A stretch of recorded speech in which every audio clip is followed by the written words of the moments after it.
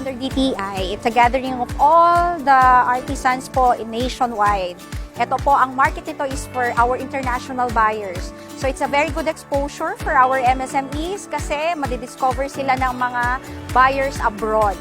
So ibig sabihin, it's a chance for them para mabenta lahat yung mga products nila, hindi lang locally but also abroad. So hopefully, makabenta tayo ng marami, madiscover sila. And these are bulk buyers, hindi yung mga paisa-isa. So it's a good opportunity for them to earn more.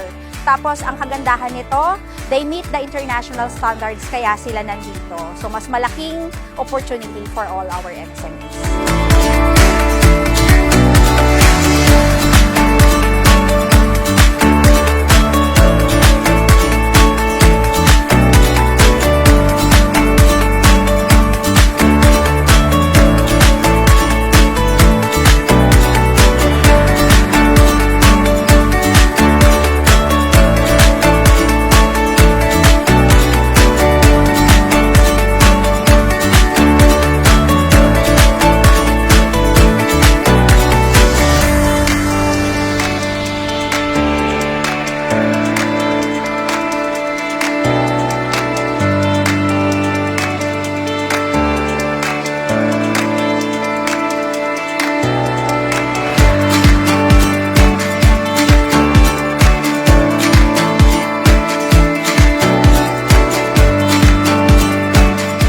My name is Asti po.